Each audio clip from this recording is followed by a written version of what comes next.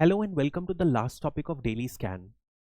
इस टॉपिक पर अपन बात करेंगे सुप्रीम कोर्ट के जजमेंट के बारे में जो आर्टिकल 370 के बारे में कल दिया गया। 2019 में सेंट्रल गवर्नमेंट ने फाइनली किया क्या था कि आर्टिकल 370 को रिवोक कर दिया गया था। आर्टिकल 370 क्या था? ये टेम्पररी प्रोविजंस के अंदर लिस्टेड था। इस प्रोविजन में जम्मू एंड कश्मीर को कुछ स्पेशल प्रोविजंस दिए गए थे, जैसे कि उनका खुद का कॉन्स्टिट्यूशन था, उनका खुद का फ्लैग था। यदि कोई भी Indian citizen Jammu and Kashmir में जाके जॉब करना चाहे तो बहुत लिमिटेड ऑप्शन थे, लैंड लेने के कोई भी ऑप्शंस नहीं थे। इस तरीके से एक सेपरेट सॉवरेनिटी ऑफर की गई थी जम्मू एंड कश्मीर के पीपल के लिए। अब सेंट्रल गवर्नमेंट ने उस आर्टिकल को रिवोक कर दिया था। फाइनली इस एक्शन को सुप्रीम कोर्ट का स्टैंप मिल गया कल। यदि अपन समझते हैं तो चैलेंज क्या किया गया था, चीफ जस्टिस ने फाइनली वर्डिक्ट देते हुए कुछ मेजर जो ऑर्डर्स दिए उसको अपन समझते हैं। सबसे पहले उन्होंने कहा कि आर्टिकल जो 370 था ये एक टेम्पररी फीचर था और इसलिए इसे हटाया जा सकता है। और फाइनली जो चैलेंज किया गया था कि प्रेसिडेंट के रूल लगा के किया जा सकता है कि नहीं, उसे भी प्रेसिडेंट के प्रोक्लेमेशन को मंजूरी मिल गई कि बिल्कुल किया जा सकता है। 5-0 का वर्डिक्ट था, यानी कि सारे के सारे जजेस ने यूनानिमसली माना कि आर्टिकल 370 रिवोक करना इज कंप्लीटली कॉन्स्टिट्यूशनल। अब यदि अपन मेजर कंटेंशन समझेंगे यहां पर, तो 4 कंटेंशंस दिया था पिटिशनर ने और सुप्रीम कोर्ट ने उसके अगेंस्ट क्या कहा और क्या फ्यूचर डायरेक्टिव्स दी है। सबसे पहले ये कंटेंशन थी कि जम्मू एंड कश्मीर में एक सॉवरेनिटी प्लेस की गई है जो बाकी स्टेट्स के कंपैरिजन में ज्यादा है। फॉर एग्जांपल, जब जम्मू एंड कश्मीर इंडिया का पार्ट बना था तो उस समय प्रिंसली स्टेट था वो। उस समय हरि सिंह जो राजा थे इस प्रोविंस के, उन्होंने इंस्ट्रूमेंट ऑफ एक्सेशन साइन किया था और इस इंस्ट्रूमेंट ऑफ एक्सेशन के साइन करने के टाइम उन्होंने बहुत लिमिटेड चीजों में ही अपनी सॉवरेनिटी को सरेंडर की थी। इसी के तहत जम्मू एंड कश्मीर को जो इंक्लूजन था प्रिंसली स्टेट में, वो बाकी स्टेट की जो बाकी के कंपैरिजन में अलग था। यानी कि जहां बाकी स्टेट्स ने पूरी की पूरी सॉवरेनिटी दे दी, वहीं Jammu and Kashmir limited sovereignty के तहत सरेंडर किया था इंडियन गवर्नमेंट के अंडर और इंडियन यूनियन का पार्ट बना था। That was a contention of petitioner. But supreme court ने जजमेंट देते हुए 3 मेजर क्लॉसेस का यूज किया। सबसे पहले इंडियन कॉन्स्टिट्यूशन का ही, जिसमें उन्होंने आर्टिकल 1 को साइड करते हुए कहा कि आर्टिकल 1 में ये क्लियर मेंशन्ड है कि इंडिया एक यूनियन ऑफ स्टेट्स है और इस यूनियन ऑफ स्टेट में उस समय जब ये बना था तो शेड्यूल में 4 शेड्यूल्स थे, 1, 2, 3, 4 स्टेट्स के शेड्यूल में, और 3 में जम्मू एंड कश्मीर मेंशन था। यानी कि कॉन्स्टिट्यूशन मेकर्स जब से कॉन्स्टिट्यूशन बना जम्मू एंड कश्मीर को एक इनएलिएनेबल पार्ट ऑफ इंडिया मान के चल रहे हैं। That is the contention. इसके अलावा यदि अपन जम्मू एंड कश्मीर का कॉन्स्टिट्यूशन देखें तो उसमें भी सेक्शन 3 के अंदर क्लियरली लिखा गया है कि जम्मू एंड कश्मीर भारत का इंटीग्रल पार्ट है। और सुप्रीम कोर्ट ने इसी का सेक्शन 147 भी साइट किया, जिसमें यह क्लियर कहा गया है कि सेक्शन 3 में कोई भी चेंजेस नहीं किए जा सकते। यानी कि जम्मू एंड कश्मीर हमेशा और हमेशा इंडिया का पार्ट रहेगा। ये जम्मू एंड कश्मीर के कॉन्स्टिट्यूशन में ही एनग्रेन्ड है। इसके अलावा सीजेआई ने एक और चीजों को एड्रेस किया, जो था युवराज जो हरि सिंह के बेटे थे, उनका प्रोक्लेमेशन जो कि करण सिंह थे। करण सिंह का प्रोक्लेमेशन 1949 में क्या था कि अब यदि आप देखेंगे 1949 में भारत का कॉन्स्टिट्यूशन नहीं बना था। उस समय करण सिंह ने प्रोक्लेम किया कि फ्रॉम नाउ ऑन, यदि देखा जाए, जब फ्यूचर ऑफ जब भी कश्मीर या फ्यूचर इंडिया और कश्मीर के रिलेशंस को डिसाइड करना है तो केवल और केवल एक ही चीज डिसाइड करेगी, that is the constitution of India, जो कि फ्यूचर में बनेगा, नियर साइड फ्यूचर में बनेगा। यानी कि इस प्रोक्लेमेशन के बाद क्लियर हो गया, जो भी पुरानी डीड्स थे वो नल एंड वॉइड हो गई और इस प्रोक्लेमेशन के तहत complete surrender to the Indian constitution दे दिया गया। तो इसके तहत पार्शियल सॉवरेनिटी या sovereignty of Jammu and Kashmir surrender कर दी गई थी, ऐसा सुप्रीम कोर्ट ने माना है। हालांकि जस्टिस कौल ने कुछ डिफरेंट स्टैंड लिया इसमें उन्होंने कहा कि आर्टिकल 370 में क्योंकि जम्मू एंड कश्मीर को एक कंस्टिट्यूएंट असेंबली बनाने की परमिशन मिली थी, इस वजह से माना जा सकता है कि सॉवरेनिटी जो है जम्मू एंड कश्मीर की अभी भी किसी फॉर्म में एग्जिस्ट करती है, कंपेयर्ड टू अदर स्टेट ज्यादा सॉवरेनिटी है। हालांकि इस सॉवरेनिटी के बाद भी आर्टिकल 370 को रिवोक करने का निर्णय कॉन्स्टिट्यूशनल है, इसमें कोई भी डाउट नहीं है, जस्टिस कॉल का कहना था। सेकेंड एस्पेक्ट जो चैलेंज किया गया था कि आर्टिकल 370 का नेचर क्या है, क्या ये टेम्पररी प्रोविजन है या क्या ये परमानेंट है। तो जो पेटिशनर ने चैलेंज किया था कि आर्टिकल 370 परमानेंट नेचर का बन चुका है और एक ओरिजिनल कॉन्स्टिट्यूशन जो भारत का था उसमें पार्ट है, और उन्होंने ये भी कहा था कि ये in fact basic structure of constitution है, यानी कि इसमें कोई भी अल्टरेशन नहीं लाया जा सकता। इसका उन्होंने कंटेस्ट क्या दिया था कि आर्टिकल 370 में ही अंडर द सबसेक्शन 3 लिखा है कि यदि कभी भी आर्टिकल 370 को प्रोवोक करना है, उसे खत्म करना है, रिवोक करना है, तो उसके लिए constituent assembly of Jammu and Kashmir को रिजोल्यूशन पास करना पड़ेगा, तभी और तभी इसे रिवोक किया जा सकता है।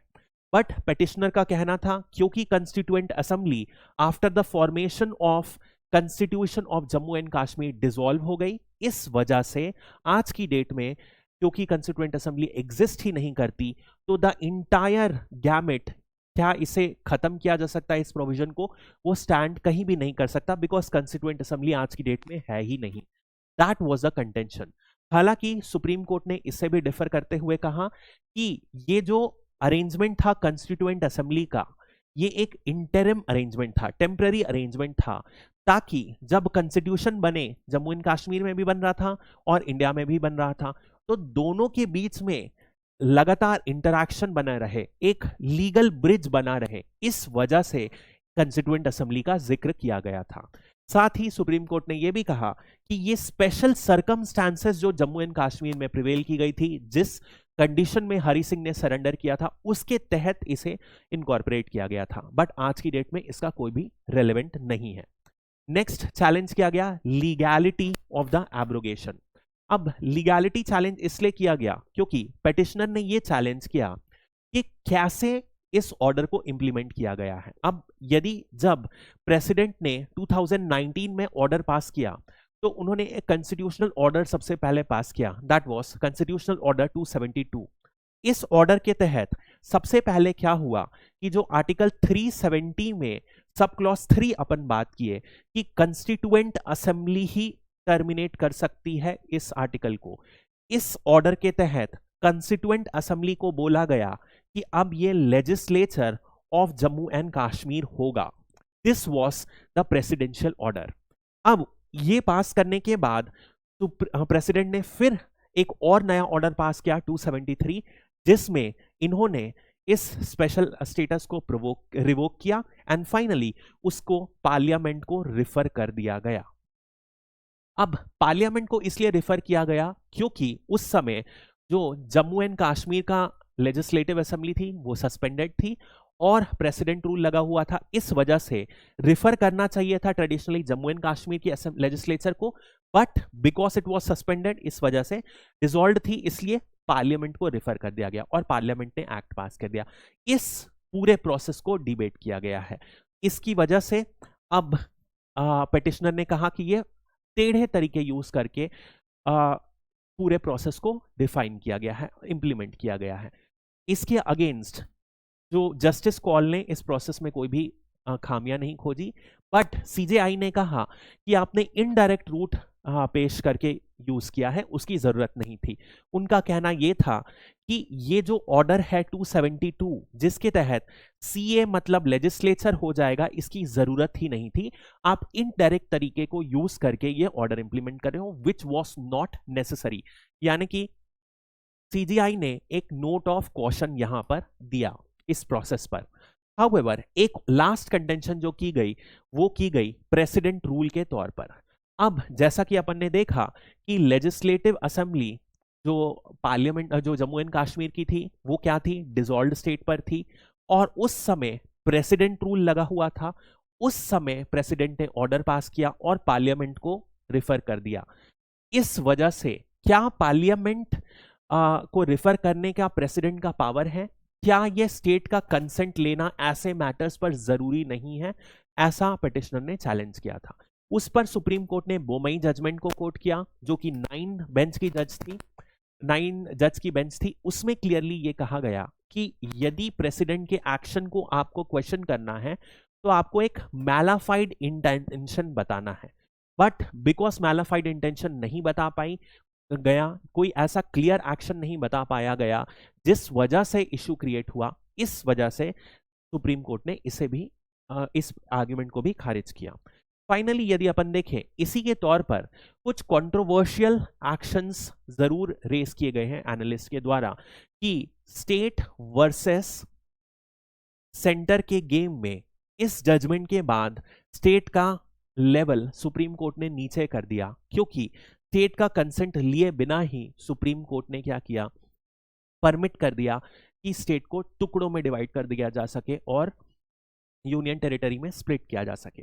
हालांकि इस आर्ग्यूमेंट को मैं बहुत ज्यादा महत्व नहीं देता, क्योंकि यदि आप देखें स्टेट का विभाजन इंडिया में किस प्रोविजन के तहत होता है, तो आर्टिकल 3 के तहत होता है।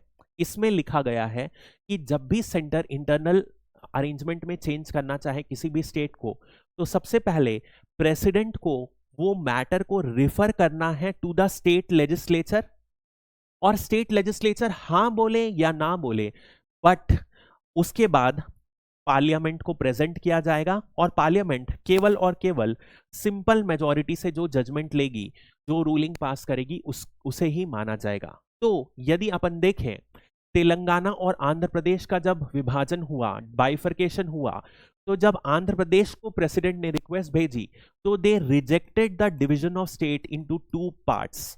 उसके बाद भी parliament went ahead and Andhra Pradesh was bifurcated into 2 parts. तो इस आर्ग्यूमेंट का बहुत ज्यादा महत्व नहीं है।